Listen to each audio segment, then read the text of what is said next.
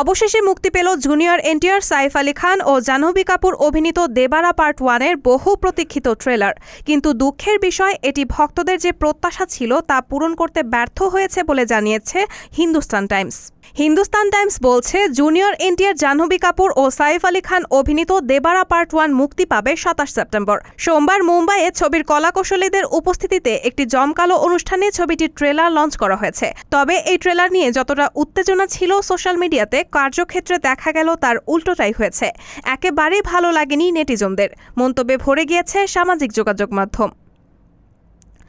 কোরাতলা শিবা পরিচালিত 2 মিনিট 39 সেকেন্ডের ট্রেলারে এমন এক গল্প দেখা গিয়েছে যা সমুদ্রকে লাল করে দেয়, যেখানে সাইফের চরিত্র ও তার দলবল থাকে, যাদের মধ্যে ভয়ের কোনো স্থানই নেই।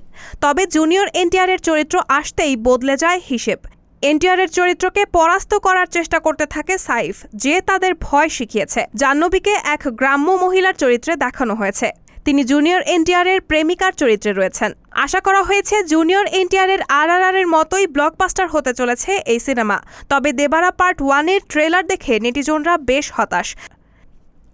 একজন লিখেছেন, হতাশাজনক ট্রেলার, একই পুরনো দক্ষিণী সিনেমার ফর্মুলা, নতুন বা উত্তেজনাপূর্ণ কিছুই নেই। এটা দেখতে সিনেমা হলে টিকিট কাটার কোনো মানেই হয় না। প্যান ইন্ডিয়া রিলিজ নয়, ইউটিউব বা OTT-র জন্য উপযুক্ত। দ্বিতীয়জন লেখেন, আমার কাছে দেবারা ট্রেলার একেবারেই আবর্জনা। আমি এমনিতেই লার্জার দ্যান লাইফ মুভি পছন্দ করি, তবে এটি খুব অবাস্তব বলে মনে হয়েছে। সেই হাঙরের দৃশ্য তো একটা কৌতুক, তবে একটা জিনিস হলো, সবাই এই সিনেমাটা নিয়ে কথা বলছে।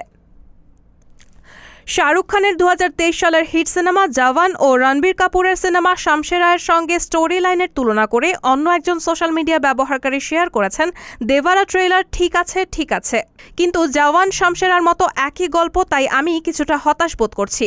কয়েকটা শট অসামান্য। সাইফ আলী খান ল্যাংড়া ত্যাগীর মতো ভাইবস দেয়। ট্রেলার মোটামুটি। আশা করি সিনেমায় চমক থাকবে। রায়হানা মুন, সবার কথা।